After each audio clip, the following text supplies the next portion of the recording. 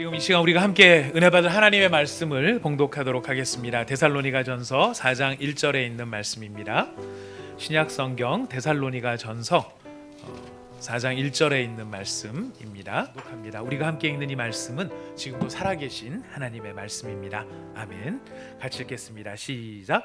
그러므로 형제들아 우리가 끝으로 주 예수 안에서 너희에게 구하고 권면하노니 우리가 마땅히 어떻게 행하며 하나님을 기쁘시게 할 수 있는지를 우리에게 배웠으니 곧 너희가 행하는 바라 더욱 많이 힘쓰라. 아멘. 오늘 본문 말씀을 중심으로 해서 설교의 말씀을 나눌 때 저희가 성경을 좀 많이 찾을 겁니다. 많이 찾을 때 여러분 같이 찾아주시고 함께 힘써 읽어주십시오. 그리고 부탁드리는데 이 정도의 목소리보다 조금만 더 열심으로 소리를 내서 읽어주시면 큰 힘이 서로 될 것 같습니다. 자, 우리 코로나19 바이러스, 우한 폐렴 바이러스로 말미암아 벌어진 심각한 위기 상황, 이제 안정 국면으로 많이 접어들게 돼서 얼마나 감사하고 다행인지 모릅니다. 그러나 우리가 잘 아는 것처럼 아직 종식이 된 것은 아니죠. 세계적으로는 여전히 엄중한 상황이 지속되고 있습니다. 우리가 코로나19로 인해서 여러 가지 교훈을 얻고 있습니다. 각자가 얻는 교훈들도 있고 또 많은 분들이 서로 이야기를 나누는 분도 있는데, 여러분 우리가 한 가지 좀 크게 느끼고 있는 것, 첫 번째는 평소에 의식도 하지 않고 살아왔죠. 눈에 보이지도 않아서 있는지도 잘 몰랐는데 참 눈에 보이지도 않을 만큼 너무너무 작고 별것 아닌 것처럼 생각했던 바이러스, 그 바이러스 앞에서조차 인간은 사실 보잘것없는 존재다라고 하는 것을 우리가 실감나게 경험을 하고 있습니다. 그 사이언스 타임즈라고 하는 그 신문이 있는데 거기 2018년 6월 29일자 기사가 아주 재미있는 게 하나가 실린 게 있습니다. 2018년 그 5월 그 당시 기준으로 지구상에 존재하는 사람의 숫자가 약 76억 명이었다고 합니다. 그러면 그 당시에 살고 있었던 2018년 5월 한 1년 6개월 7개월 전인가요? 2년 전이군요. 이제 벌써 2년 전이 되겠네요. 2년 전에 그 당시 기준으로 놓고 봤었을 때 지구에 살고 있는 모든 생물들의 총량, 전체 총량, 그 중에서 인간이 차지하는 비중이 얼마나 되는가, 여기에 관련된 기사가 난 적이 있었습니다. 그 지구 사람이든 뭐 이렇게 생물들을 구성하는 요소 가운데 물을 제외하고 가장 유의미한 성분이 탄소라고 합니다. 그래서 탄소량을 기준으로 해가지고 과학자들이 측정을 했는데요. 전체 지구에 살고 있는 모든 생물의 탄소량 총 무게가 5,500억 톤이었다고 합니다. 뭐 추정이겠죠, 이것도. 뭐 식물, 동물, 곤충, 어류, 박테리아, 곰팡이, 바이러스까지 다 합친 양입니다. 근데 그 중에 제일 비중이 큰 게 여러분 생각에는 뭘 것 같습니까? 이 모든 생물들 중에 제일 비중이 큰 거. 식물. 맞습니다. 식물인데요. 어느 정도 비중이냐면 약 80%, 4,500억 톤이 이 생물의 80%가 식물인데 이게 한 4,500억 톤 정도가 된다고 합니다. 그런 어마어마한 분량 가운데 인간이 76억 명이 차지하는 비중, 요거를 다 합치면은 6천만 톤이라 그래요. 6천만 톤. 생각보다 별로 적죠. 그래서 전체 생물 총량 중에 따지고 보면은 1만 분의 1, 퍼센테이지로 보면 0.01%밖에는 안 된다 그래요. 자, 그렇다면 여러분, 박테리아의 총량은 얼마나 될 것 같습니까? 박테리아. 놀랍게도요, 박테리아의 총량이 700억 톤이에요. 인간의 무게가, 인간들이 다 합친 게 6천만 톤인데 박테리아는 무려 몇십 배, 몇백 배가 되죠. 700억 톤이고요. 곰팡이가 전 세계 곰팡이를 다 모아놓으면 120억 톤이래요. 지금 우리가 맞이하고 있는 이 어려움을 겪고 있는 바이러스, 이 바이러스는요, 바이러스는 얼마나 될까요? 바이러스의 총량을 다 모으면 2억 톤 정도가 된다고 합니다. 사람을 다 합친 것보다 3배 이상 비중이 큰 거예요. 자, 그러니 우리가 바이러스가 눈에 안 보인다고 우리가 우습게 볼 게 아닌 게, 눈에 안 보이고 무게 하나로 따지면은 뭐 이게 측정이 될지도 어떨지 안 될지도 모를 만큼 너무너무 가벼운 것 같지만 역시 뭐가 무서운 겁니까? 일부 때는 딱 대답이 금방 나오더라고요. 쪽수가 무섭다라고. 하여튼 개체수가 이렇게 무섭다라고 하는 것을 볼 수 있습니다. 자, 근데 참 안타까운 것은 인간이 번성함으로 말미암아 이 생물종에 아주 좀 심각한 변화가 일어났는데, 인간이 번성하기 전에 이 있었던 생물종, 이 생물의 개수, 가지수죠, 가지수. 이 가지수가 인간이 확 번성하고 난 다음에 절반으로 줄어들었다 그래. 하나님이 생육하고 번성하라 그래서 온갖 생물들을 다 종별로 만들어졌는데 인간이 번성하면서 종류가 더 늘어나는 게 아니고 종류가 절반 이하로 줄어버렸다고 합니다. 멸종이 된 거죠. 예. 근데 그 멸종이 되는 상황 속에서도 야생에 살고 있는 모든 포유류, 뭐 사자, 코끼리, 기린, 고래 이런 거를 다 합쳐도 700만 톤밖에 안 된다 그래요. 이제 그거밖에 안 되는데 놀랍게도 인간이 키우고 있는 닭이 얼마인지 아십니까? 모든 야생에 살고 있는 포유류의 합이 700만 톤인데 인간이 키우고 있는 닭이 500만 톤이래. 야생 조류가 한 200만 톤이라고 하는데 야생 조류의 한 2.5배를 인간이 키우고 있는 것이죠. 뭐에 대한 반영이겠습니까? 인간이 그냥 자기 먹고 살기 위해서 인간이 살아야 한다는 본능 속에서, 그리고 돈이 된다라고 하는 본능 속에서 지금 이 자연 모든 생태계들을 어떻게 만들고 있는가, 이런 것들을 보여주는 것이죠. 여러분, 우리가 정말 76억 명이나 되니까 대단한 존재처럼 느껴지지만 사실 이 과학자들이 밝혀낸 통계를 따지면은 사실 바이러스보다도 못한 사실 그런 존재구나 하는 것들을 우리가 느끼게 됩니다. 이런 참 미미한 존재, 생각 바깥으로 참 미미한 존재 일 뿐만 아니라 우리가 두 번째로 이제 예수 믿는 사람으로서 우리가 느끼게 되는 교훈이 있다면, 우리가 지금 한 두 달 이 일들을 겪어오면서 많은 분들이 이야기하시지 않습니까? 항상 당연히 유지될 것 같았던 그 일상이 사실은 언제든지 붕괴될 수 있는 유리알 같은, 유리조각 같은 일상이다라고 하는 것들을 우리가 깨닫게 된다는 것입니다. 그리고 참 막연하게만 생각하고 있었던 종말이라는 것, 인류의 종말이라는 것이 사실은 실제가 될 수 있다는 사실도 실감나게 우리가 느끼고 있습니다. 성경은 이 일에 대해서 사실은 굉장히 분명하게 말하고 있습니다. 하나님에 의해서 시작된 이 땅이기 때문에 언젠가는 이 시작된 곳이 끝도 올 것이다 라고 성경은 우리에게 말씀하고 있죠. 바로 그 세상의 종말의 날을 성경은 뭐라고 부르느냐면은 하나님의 날이라고 부르고 있습니다. 세상의 시작을 하나님이 하셨듯이 세상의 끝도 하나님께서 주관하시게 될 텐데, 바로 그 세상의 끝을 만들어내는 그 날이 누구의 날로 불리워지느냐면 하나님의 날이라고 부른다는 것입니다. 이 하나님의 날은요, 하나님을 사랑하는 자들에게는 구원의 날이 되겠지만은 하나님을 사랑하지 않는 자들에게는 심판의 날이 될 것입니다. 성경은 이렇게 이야기를 하고 있습니다. 우리 성경을 세 군데만 먼저 좀 찾아보겠는데요. 여러분, 구약 성경 스바냐 학계 위에 있습니다. 학계는 스바냐 밑에 있습니다. 페이지 수로는 1300 한 7페이지쯤, 6페이지, 7페이지쯤 있습니다. 구약 성경 스바냐 1장 4절부터 7절까지의 말씀을 읽겠습니다. 스바냐 1장 4절에서 7절까지의 말씀입니다. 네, 다 찾으셨으면 같이 읽겠습니다. 스바냐 1장 4절에서 7절 함께 읽어봅시다. 시작. 내가 유다와 예루살렘의 모든 주민들 위에 손을 펴서 남아있는 바알을 그곳에서 멸절하며 그마림이란 이름과 및 그 제사장들을 아울러 멸절하며 또 지붕에서 하늘의 뭇별에게 경배하는 자들과 여호와께 맹세하면서 말감을 가리켜 맹세하는 자들과 여호와를 배반하고 따르지 아니한 자들과 여호와를 찾지도 아니하며 구하지도 아니한 자들을 멸절하리라. 주 여호와 앞에서 잠잠할지어다. 이는 여호와의 날이 가까웠으므로 여호와께서 희생을 준비하고 그가 청할 자들을 구별하셨음이니라. 유다와 예루살렘에 퍼져 있었던 혼합주의자들이 있습니다. 성전이 있고 그곳에서 여호와를 경외한다고 하면서도 그들은 다른 곳에서 이름도 우리가 잘 들어보지 못했던 생소한 그마림이라고 하는 우상을 경배하기도 하고요, 우리가 잘 알고 있는 바알을 숭배하기도 했었습니다. 그들은 하나님의 이름으로 맹세하면서 동시에 다른 이방의 신들로 맹세를 하는 혼합주의자들이었습니다.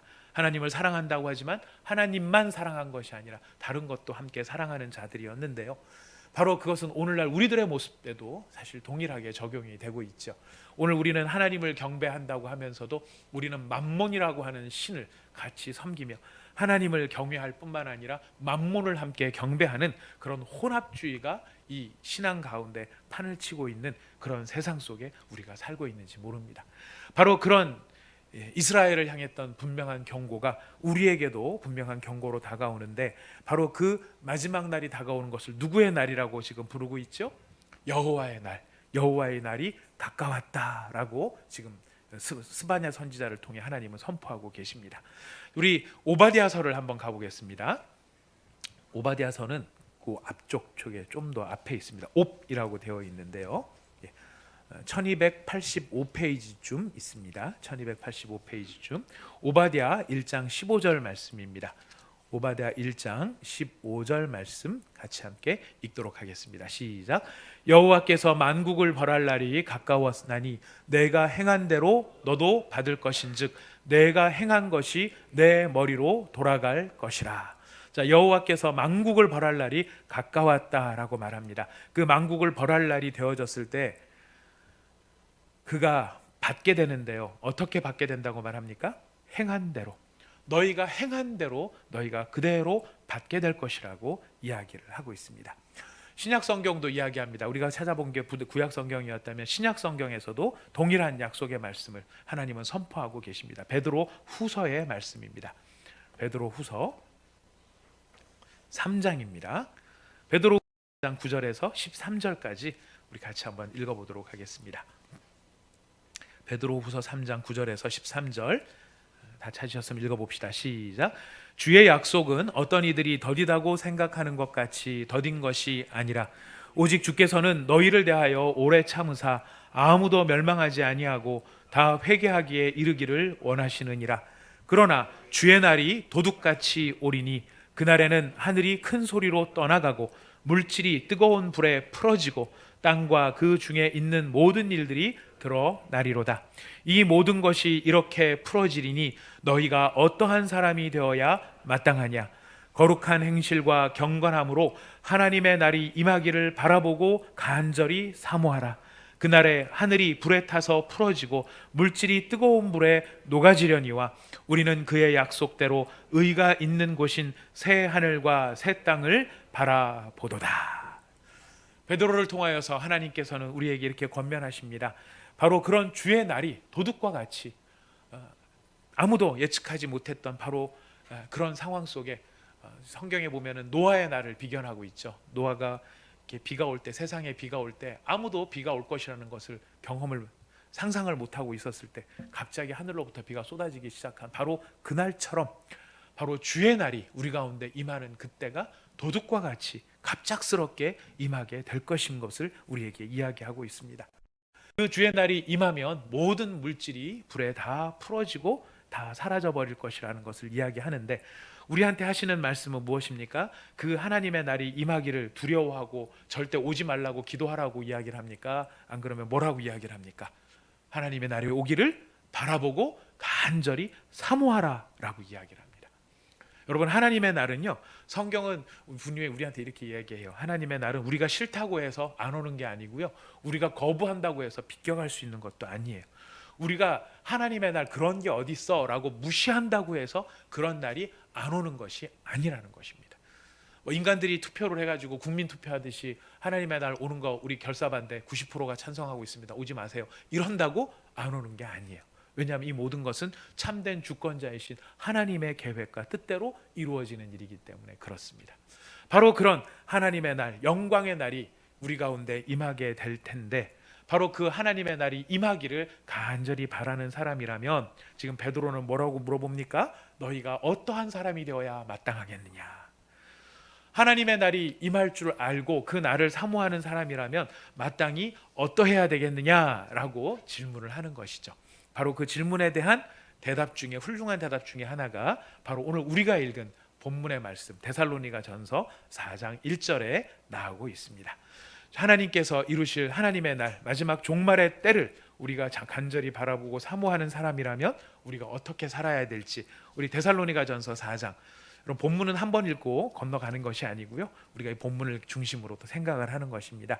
데살로니가전서 4장 1절 찾아가 보도록 하겠습니다. 자, 데살로니가전서 4장 1절 다 찾으셨으면 다시 한번 읽어봅시다. 시작. 그러므로 형제들아 우리가 끝으로 주 예수 안에서 너희에게 구하고 권면하노니 너희가 마땅히 어떻게 행하며 하나님을 기쁘시게 할 수 있는지를 우리에게 배웠으니 곧 너희가 행하는 바라 더욱 많이 힘쓰라 이야기합니다. 자, 하나님의 날이 우리 가운데 임할 것을 바라보면서 그 날을 기다리는 사람이라고 한다면 지금 바울을 통해 하나님은 더욱 많이 힘써야 된다라고 이야기합니다. 더욱 많이 힘써야 된다. 무엇을 더욱 많이 힘써야 되는 것일까요? 데살로니가전서 4장 1절에 보니까 하나님을 기쁘시게, 어떻게 하면 하나님을 기쁘시게 할까? 그 일을 더욱 많이 힘쓰라. 하나님을 기쁘시게 하는 일을 힘쓰라라고 우리에게 이야기를 하는 것입니다. 여러분, 하나님을 기쁘시게 하는 일은요, 성도가 사실은 마땅히 행해야 될 일입니다. 지난 주일 우리 주일 예배 때 우리가 이런 말씀을 나눈 것 아마 기억하시리라고 생각합니다. 주여 우리에게 믿음을 더하소서, 이런 주제였는데요. 여러분, 믿음이 언제 필요하다고 말씀드렸죠? 어떤 상황에서 믿음이 필요한 것입니까? 홍해를 가르고 태양을 멈추고 죽은 사람을 살려내는 기적을 일으키는 자리에서만 믿음이 필요한 것이 아니라 우리에게 진짜 믿음이 필요했던 자리는 어디였냐면은 평범한 일상의 삶에서 예수 그리스도의 사람으로 우리가 예수 그리스도의 사람답게 살아가기 위해서 무엇이 필요하다고요? 믿음이 필요했다는 것입니다. 그래서 달리 말하면 바로 이 예수 그리스도의 사람답다는 것은 무슨 뜻이냐면 우리의 일상의 삶에서 어떻게 하나님을 기쁘시게 해드리는 사람으로 살아갈까, 그 일을 위해서 필요한 게 무엇이었냐면 믿음이었던 것이에요.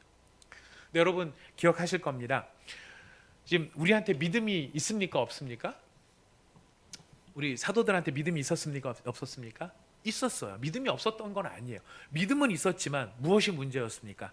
그들이 가진 믿음이 하나님을 기쁘시게 할 만한 정도의 믿음은 아니었던 거예요. 믿음이 없는 게 아니라 믿음이 있었지만 하나님을 기쁘시게 할 정도의 믿음이 그들에게 없었기 때문에 뭐를 간구했어요? 우리에게 믿음을 더하소서, 믿음을 더하소서라고 간구했던 것이죠. 달리 말하면 이 사도들은 누구를 기쁘시게 해드리고 싶었던 거죠? 하나님을 기쁘시게 해드리고 싶었는데 하나님을 기쁘시게 해드릴 만한 믿음이 자기에게 없다는 것을 보고 하나님을 기쁘시게 해드릴 수 있도록 우리에게 믿음을 더해달라고 사도들은 기도를 했던 것입니다. 자, 여러분, 하나님을 기쁘시게 하는 것이 왜 중요할까요? 질문을 좀 달리 바꿔볼까요? 여러분들은 하나님을 기쁘시게 해드리고 싶은 분들이십니까? 아멘. 네, 그러니까 여기 앉아 계시겠죠. 자, 하나님을 기쁘시게 해드리기를 다 원하는데요. 하나님을 기쁘시게 하는 것이 그럼 왜 중요할까요? 왜 하나님을 기쁘시게 해드려야 될까요? 그렇잖아. 이렇게 우리가 다 아는 대답이신데 막상 질문하면은 여러분 약간 막히실 수 있어요. 충분히 이해할 수 있습니다.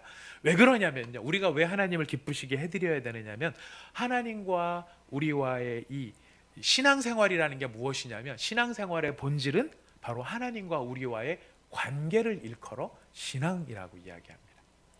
그래서 우리가 신앙생활을 잘한다라고 말할 때는 뭐가 좋다는 뜻일까요? 하나님과 우리와의 관계가 좋을 때 우리가 신앙생활을 잘하고 있다라고 말하는 것이고요. 내가 요즘 신앙생활이 별로인 것 같아. 이거는 교회를 안 나온다는 뜻이 아니에요. 교회를 나옴에도 불구하고 내가 요즘 신앙생활이 별로인 것 같아 라고 느끼는 때가 있어요. 어떤 때일까요? 하나님과 나와의 관계가 별로 안 좋을 때, 그때는 우리가 신앙생활이 별로다라고 이야기를 해요. 근데 여러분, 이 관계라는 것은요, 특별히 인격자와의 관계가 좋아지려면은 상호성이라는 게 있습니다. 그게 무슨 말이냐면 서로를 잘해줘야 된다는 거예요. 우리가 좋은 관계를 유지하려면 저와 여러분이 좋은 관계를 유지하려면 어떻게 해야 됩니까? 저도 여러분을 배려하고 이해하고 여러분을 사랑하고 존중해야 되듯이 저도 여러분도 저를 헷갈립니다. 여러분도 저를 이해해 주시고 사랑해 주시고 존중해 줄 때, 그럴 때 서로 관계가 깊어지는 것이죠. 하나님과의 관계도 마찬가지입니다. 하나님과 우리와의 관계가 좋아지려면은 하나님도 우리를 잘해 주셔야 되고 우리도 하나님을 잘해 주셔야 돼요. 근데 우리가 하나님을 기쁘시게 해드립시다 뭐 이런 얘기를 하면 가끔 마음에 거부감이 생길 때도 있어요. 내가 무슨 노예냐, 기계냐, 뭐 내가 하나님의 기쁨조냐, 내 살기도 바빠 죽겠는데 뭐 하나님을 어떻게 기쁘시게 해드리냐고 뭐 이런 걸 위해서 지금 교회를 다니는 거냐 이렇게 생각을 할 수 있어요. 여러분, 이렇게 우리가 이런 마음의 부담감이 있을 수 있는데 그건 하나님의 마음을 우리가 헤아리면은 우리의 마음에 좀 그런 부담감들이 사라질 수 있습니다. 여러분, 그 마태복음에 보면은 예수님께서 구하라 그리하면 너희에게 주실 것이요 찾으라 그럼 너희가 찾을 것이요 문을 두드리라 그럼 너희에게 열릴 것이니라고 하는 기도에 대한 그 가르침을 준 본문이 있습니다. 근데 이 기도에 대한 가르침이 어떻게 끝나는지 아십니까? 거기 보면은 중간에 이런 부분이 나와요. 너희가 악할지라도 자녀에게는 좋은 것을 줄 알거든 하물며 하늘에 계신 너희 아버지께서 구하는 자에게 좋은 것을, 자기의 자녀에게 구하는 자는 좋은 것을 주시지 않겠느냐? 그게 끝이 아니에요. 뒤에 뭐가 더 붙어 있어요. 뭐가 더 붙어 있냐면 이런 말이 더 붙어 있습니다. 남에게 대접을 받고자 하는 대로 먼저 남에게 대접하라. 이것이 율법이요 선지자니라. 이렇게 끝이 납니다. 구하라, 뭐 찾으라, 문을 두드리라, 하늘 아버지께 너에게 주시리라, 기도 열심히 하면 되겠네, 이런 말로 끝날 줄 알았는데 느닷없이 뒤에 이런 말이 나와요. 남에게 대접을 받고자 하는 대로 남에게 대접하라. 이것이 율법이요 선지자니라. 무슨 뜻일까요? 이게 기도와 무슨 상관이 있을까요? 우리가 보통 하나님의 말씀 그러면 하나님이 우리한테 시키시는 일방적인 지시사항 같아요. 이거 해, 저거 해, 이렇게 막 지시하는 느낌이 들어요. 그래서 우리가 네가 남한테 대접받기를 원해? 욕심도 많네. 만약 진짜 그렇다면 어떻게 해야 돼? 너도 남을 먼저 대접해. 이게 사람이 할 도리지. 이런 뜻으로 사람의 도리로 우리에게 알려주시는 말일까요? 아니라는 거예요. 거기 더 중요한 뜻이 있습니다. 무슨 뜻이냐면 남에게 대접을 받고자 하는 대로 먼저 남에게 대접을 하는 것이 하나님의 뜻인데 그 얘기는 무슨 뜻입니까? 하나님이 우리한테 먼저 대접을 해주시는데 어떻게 대접을 해주신다는 거예요? 하나님이 대접받기를 원하는 대로 먼저 우리에게 대접을 하시는 분이시라는 것입니다. 하나님은 아무것도 안 하면서 너 나를 기쁘게 해봐 이렇게 말씀하시는 분이 아니라 하나님은 하나님이 대접을 받기를 원하시는 대로 먼저 우리를 대접하시는 분이라는 거예요. 하나님이 우리를 어떻게 대접하십니까? 하나님이 대접받기를 원하는 대접하시는데 어떻게 우리를 대접하시죠? 우리는 그걸 뭘 보면 알 수 있나요? 십자가를 보면 알 수 있어요. 예수님의 십자가를 보면 하나님이 어떤 대접을 받기를 원하는 대로 우리에게 먼저 대접하시는가를 우리는 볼 수 있어요. 십자가에는 무엇이 나타납니까? 받을 만한 그 사랑과 은혜를 받을 만한 조건이 없는 사람들에게 가장 소중한 것을 먼저 내어주시는 하나님의 마음이 있다라는 거예요.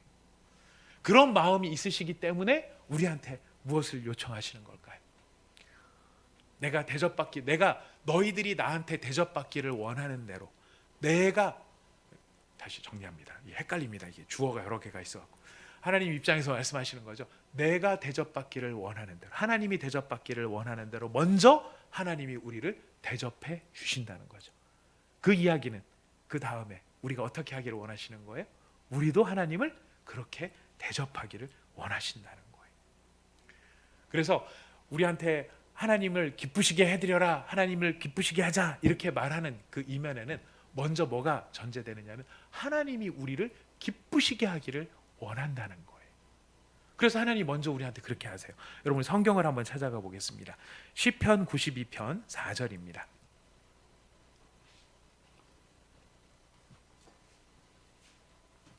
시편 92편 4절입니다. 다 찾으셨습니까? 우리 같이 한 목소리로 한번 읽어봅시다. 시작. 여호와여 주께서 행하신 일로 나를 기쁘게 하셨으니 주의 손이 행하신 일로 말미암아 내가 높이 외치리이다. 여호와여 주께서 행하신 일로 말미암아 누구를 기쁘게 하셨대요? 나를 기쁘시게. 하나님은 우리를 기쁘시게 하기를 원하시는 분일까요? 아니, 하나님 어떤 분이십니까? 여러분이 경험하는 하나님 어떤 분이세요?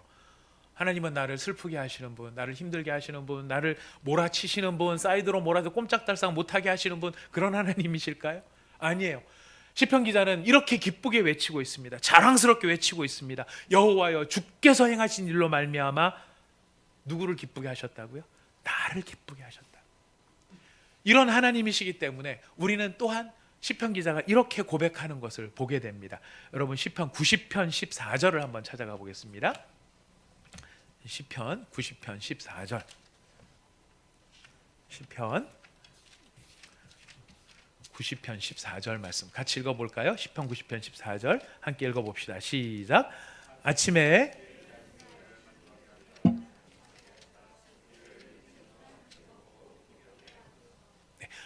주의 인자하심이 나를 만족하게 하사 우리를 일생 동안 즐겁고 기쁘게 하소서. 이거 누가 한 기도인 줄 아세요? 90편 표제에 보면 누가 했다라고 적혀 있습니까? 모세가 했다라고 되어 있어요. 이 모세가 어떤 사람입니까? 옆에 뭐라고 써 있습니까? 하나님의 사람. 하나님의 사람 모세가 하나님한테 기대하고 요청했던 게 무엇이에요? 하나님, 우리를 일생 동안 즐겁고 기쁘게 해주십시오. 여러분, 우리 그런 기도하는 것 잘못일까요? 잘하는 것일까요? 여러분 그런 기도 해보셨습니까? 그런 기도를 해야 되는지 몰랐어요 라고 하시는 분들이 이제 아셨습니다.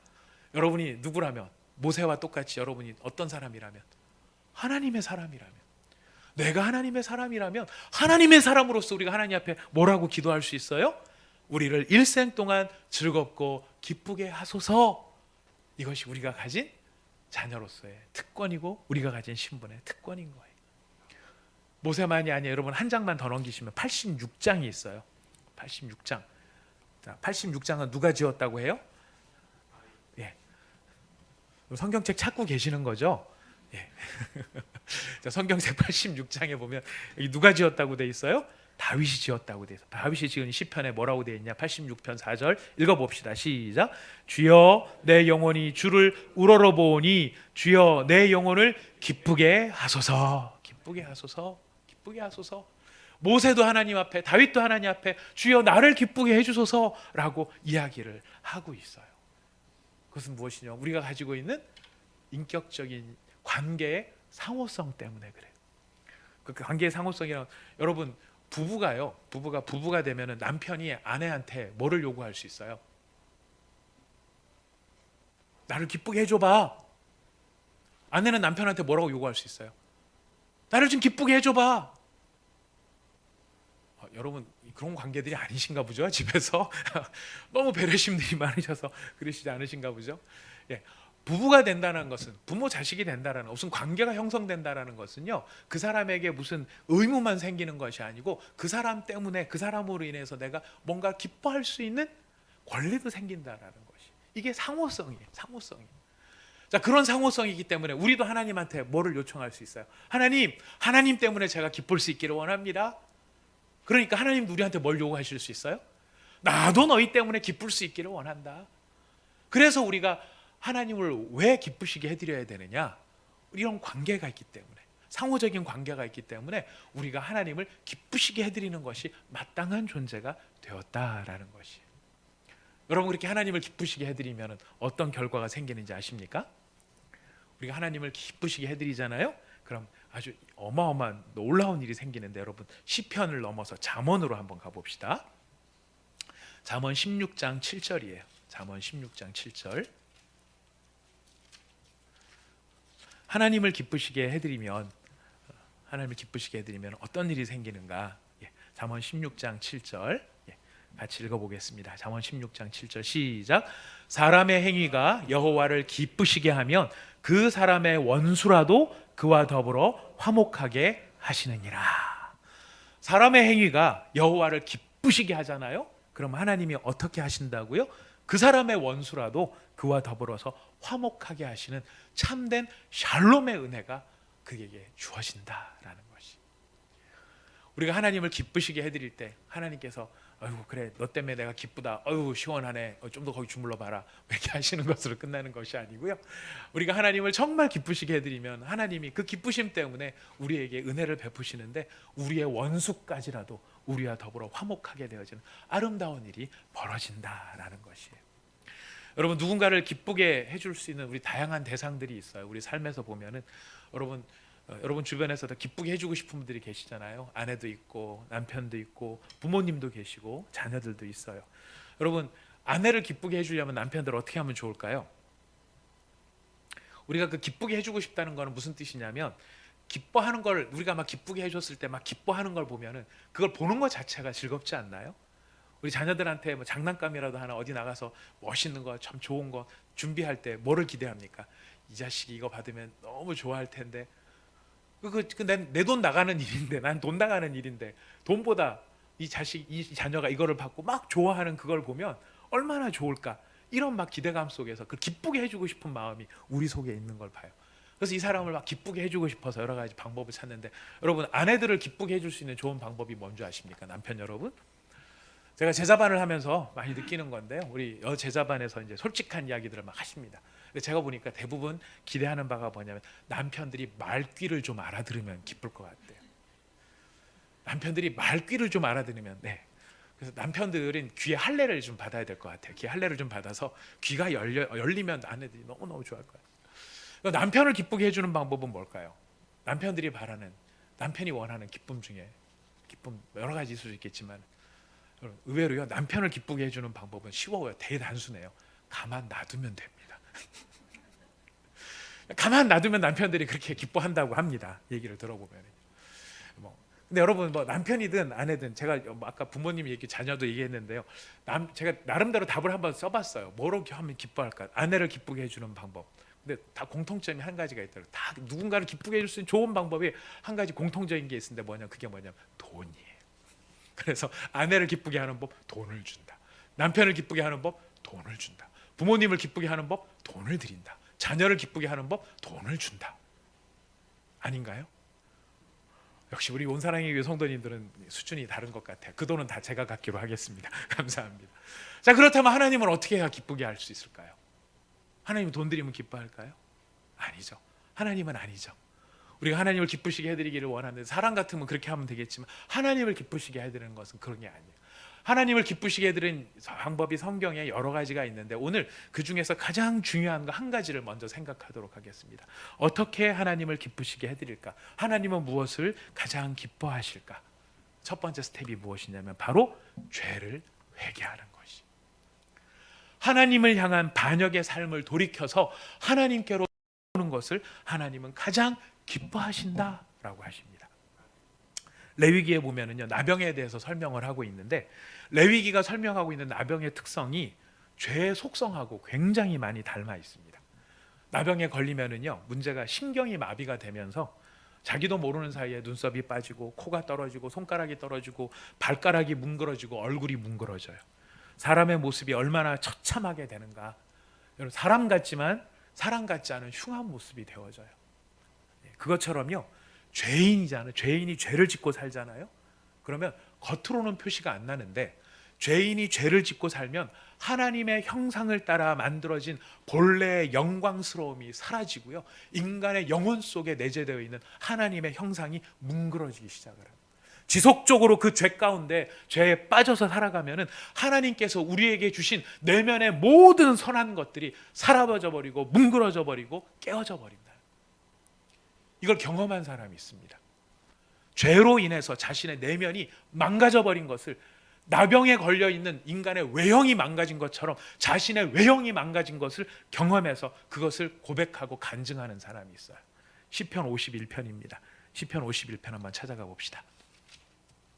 시편 51편에 바로 죄로 인해서 자기의 영혼이 나병에 걸린 것처럼 망가져 버린 것을 고백하는 한 사람이 있습니다. 시편 51편. 누구의 시라고 되어 있어요? 다윗의 시예요. 다윗의 고백이에요. 9절에서부터 12절까지 우리 같이 한번 읽어봅시다. 시작. 주의 얼굴을 내 죄에서 돌이키시고 내 모든 죄악을 지워주소서. 하나님이여, 내 속에 정한 마음을 창조하시고 내 안에 정직한 영을 새롭게 하소서. 나를 주 앞에서 쫓아내지 마시며 주의 성령을 내게서 거두지 마소서. 주의 구원의 즐거움을 내게 회복시켜 주시고 자원하는 심령을 주사 나를 붙드소서. 여러분, 이런 간구가 있다는 것은 지금 다윗의 내면에 뭐가 지금 다 없어졌다는 거예요? 이 간구하는 내용들이 다 없어져 버렸다는 것이.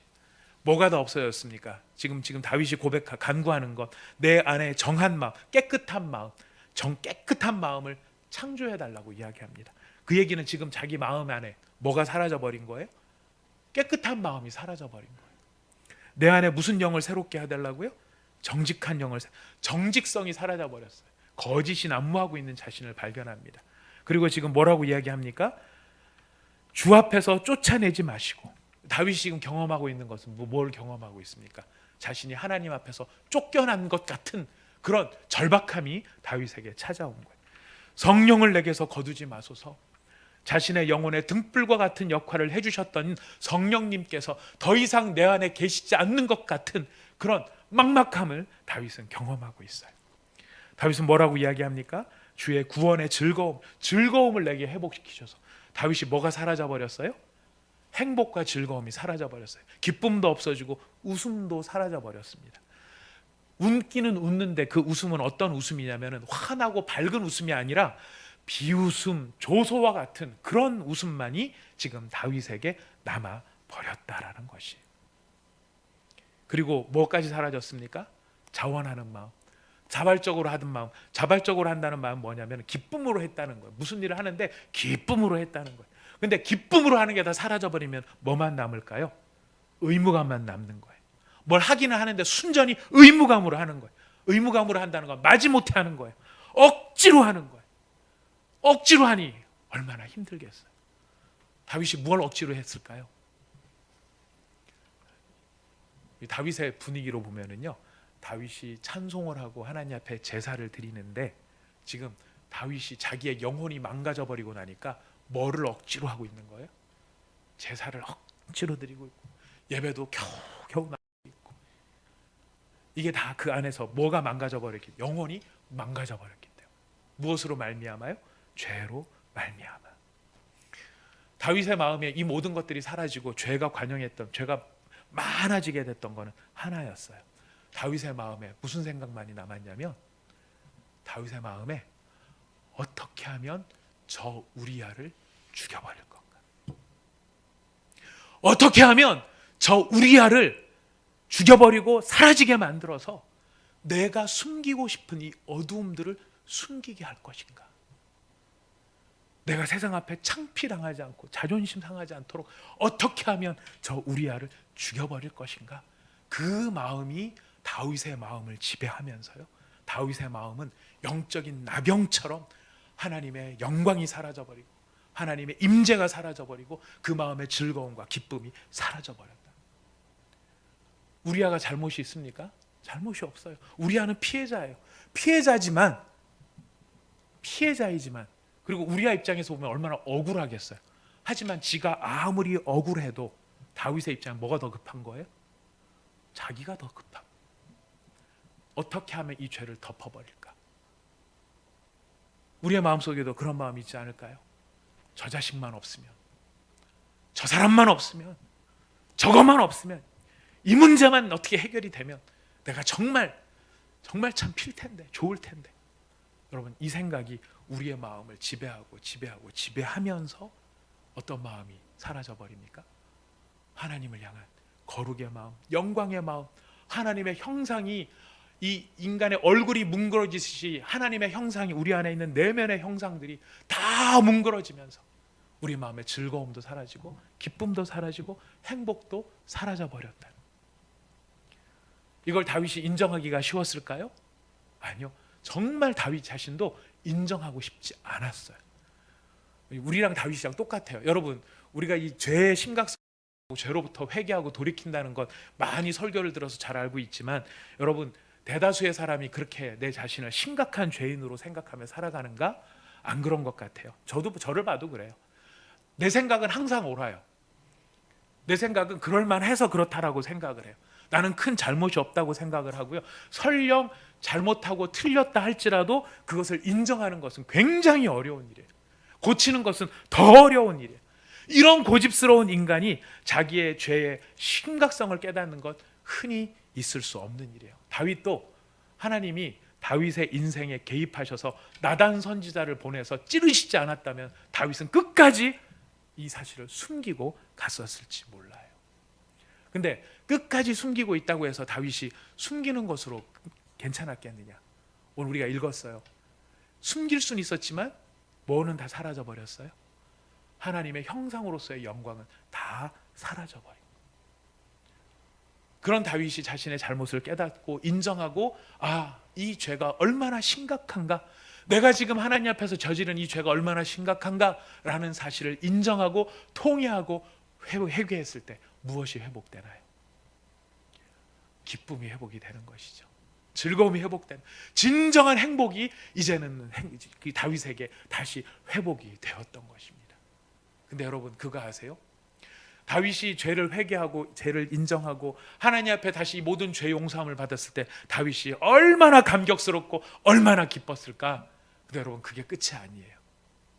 이렇게 회개하는 다윗을 보고 하나님은 얼마나 기쁘셨을까 하는 거예요. 이렇게 돌이켜서 회개하고 새로워진 이 다윗의 모습을 보며 하나님은 얼마나 즐거웠을까라는 것이. 하나님이 다윗의 마음을 잘 알잖아요. 다윗이 얼마나 순수하게 그 광야에 아무것도 없고 누구도 인정해주지 않을 때 양을 치며 자기가 양을 돌보는, 양밖에는 돌볼 게 없는 그런 상황 속에서도 하나님을 찬양하고 하나님의 영광을 찬양하며 밤하늘의 별을 보며 하나님을 찬양하고, 저는 하나님 한 분만으로 만족해요, 하나님이 너무 좋아요, 저는 하나님으로 기뻐합니다, 이렇게 순전했던 다윗인데 그 마음속에 뭐가 가득 차 있어요? 어떻게 하면 저 자식을 죽일까? 어떻게 하면 저 자식을 죽일까? 어떻게 하면 저 자식을 죽이고 내가 원하는 일을 할 수 있을까? 이것으로 가득한 다윗의 마음을 보시는 하나님의 마음이 어땠겠냐는 거예요. 그 다윗은 어디로 갔을까? 그런데 그 다윗이 자신의 죄를 인정하고 자신의 잘못을 뉘우치고 돌이키고 회개했을 때 다윗도 좋았겠지만요, 누가 제일 좋으셨을까요? 하나님이 제일 좋으시고. 그래서 우리가 우리의 죄를 깨닫고 돌이켜 하나님 앞에 돌아오는 것처럼 하나님을 기쁘시게 해드리는 일이 없다라는 거예요. 그래서 누가복음은 이렇게 말합니다. 내가 너희에게 이르노니 이와 같이 죄인 한 사람이 회개하면 하늘에서 회개할 것 없는 의인 99으로 말미암아 기뻐하는 것보다 더하리라. 여러분, 우리는 하나님을 기쁘시게 해드리기를 원합니다. 우리는 정말로 하나님을 기쁘시게 해드리는 사람이 되기를 원합니다. 어떻게 하나님을 기쁘시게 해드릴까요? 아까 분명히 아닌 것 하나가 있었어요. 돈은 우리한테 필요한 것이지만 하나님한테 돈은 의미가 없어요. 하나님이 찾으시는 것은 무엇일까요? 우리가 우리의 마음에 있는 죄를 돌이켜 우리의 모든 죄를 인정하고 하나님 앞에 돌아와 제가 죄인입니다, 저를 용서하시고 저에게 깨끗한 마음을 창조해 주시고 저에게 정직한 영을 새롭게 하여 주시고 하나님의 구원의 즐거움을 함께 누리기를 원합니다, 이것을 저에게 회복시켜 주십시오. 우리 하나님께서 그것을 회복시켜 주시는 기쁨, 그것이 우리가 하나님께 드릴 수 있는 가장 큰 기쁨이라고 하는 것입니다. 말씀을 마치겠습니다. 사랑하는 성도 여러분, 앞에 제가 서론에서 우리 코로나 바이러스의 상황을 말씀드렸습니다. 여러분, 이 코로나 바이러스 이 심각한 상황 절대 우연한 일들은 아니죠. 우연한 일들이 아닐 것입니다. 우리는 이 우연한 일이 아니라고 한다 그러면, 우연하지 않다면 무슨 뭐라고 얘기해야 될까요? 여기에는 반드시 하나님의 계획이 있고 뜻이 있다라는 거예요. 그렇기 때문에 우리는 우리의 지금의 경험을 절대로 낭비할 수 없습니다. 낭비할 수 없다는 건 뭐냐면 그 뜻이 무엇인지를 모르고 넘어가서는 안 된다라는 것이. 우리는 다 회복을 원하고 있습니다. 일상으로서의 회복을 원해요. 근데 여러분이 꿈꾸는 회복은 어떤 회복이죠? 아니면 우리가 지금 일반적으로 얘기하는 일상으로의 회복은 무엇입니까? 사업 정상적으로 돌아가고, 직장 잘 다녀서 경제적인 문제 어려움이 없고, 학교 갈 수 있고, 그래서 내가 이렇게 돈을 벌면 여행 내가 가고 싶은데 여행 가고, 골프 치고 싶은 데 있으면 골프 치러 가고, 내가 취미 생활할 때 있으면 취미 생활하고, 먹으러 다니고 놀러 다니고, 이걸 내 마음대로 할 수 있는, 내 마음대로 할 수 있었던 그때로 돌아가는 그것이 우리가 회복해야 될 일상의 회복일까요? 아니에요. 성도의 일상의 회복은요, 달라야 돼요. 세상의 일상의 회복은 그것일지 몰라도 성도의 일상의 회복은 하나님만으로 즐거워하고 하나님만으로 기뻐하고, 내게 하나님 한 분이 계신다면 내 모든 영광과 기쁨은 당신에게 있습니다라는 그 신앙의 순전함의 자리로 돌아오는 것이 우리의 회복의 자리가 될 것입니다. 우리가 이 자리로 돌아오기를 원합니다. 하나님께서 우리가 그렇기 때문에 죄를 돌이켜 회개하는 것을 기뻐하신다는 의미가 바로 이런 의미가 있습니다. 사랑하는 성도 여러분, 우리 힘써 우리 자신을 돌아보며 우리 자신을 돌이켜 하나님께로 돌아가는 우리가 되기를 원합니다.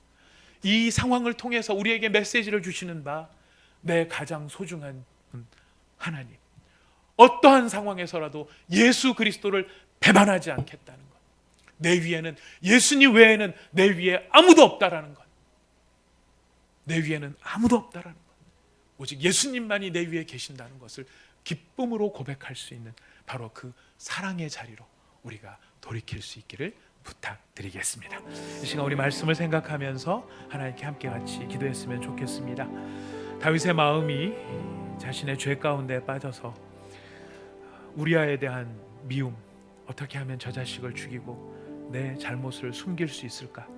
어떻게 하면 만인 앞에서 내가 창피당하지 않고 내가 저지른 잘못을 은폐할 수 있을까? 다윗 앞에 가장 위협이 되었던 것이 아무 죄도 없었던 우리아였습니다. 그런 우리아를 바라보면서 다윗은 우리아를 죽일 생각만 하고 있었고, 그래서 기어이 죽이고 말지요. 그리고 자신의 문제가 다 해결이 되었다라고 스스로 생각하고 있는 상황. 그러나 하나님께서는 그 마음을 보시면서 너무나 애통해하시고 슬퍼하실 수밖에 없으셨을 것입니다. 그러나 다윗은 회개할 생각을 하지 못합니다. 진짜 무서운 것은 바로 그것입니다. 다윗이 성공했다고 생각했지 잘못했다고 생각하지 않고 있다는 것이죠. 그의 마음이 영적인 나병에 걸려서 감각이 사라져버린 것입니다. 하나님의 영광의 형상이 사라져버리고 마치 우리 시대의 우리의 모습은 아닌지, 오늘 우리가 코로나 바이러스 이 상황을 낭비해서 안 된다라고 말씀했습니다. 하나님께서 우리에게 지금 뭔가 메시지를 전하고 있는 것이 있을 것입니다. 어쩌면 우리가 우리의 마음속에 영적인 나병과 같은 상황이 걸려서 우리가 뭘 잘못했는지도 모르고 그 잘못이 얼마나 심각한 것인지도 모르는 그런 상황에 있는 것은 아닌지 두려운 마음이 있습니다. 이 시간 함께 기도할 때 주님, 우리에게 정직한 영을 새롭게 하시고 우리의 마음을 새롭게 하여 주셔서 우리가 진정으로 하나님을 기쁘시게 해드리기를 원한다면 우리의 마음과 영혼이 다시 깨끗해지고 정결해져서 하나님의 형상의 영광을 회복할 수 있는 저희가 되게 하여 주시옵소서.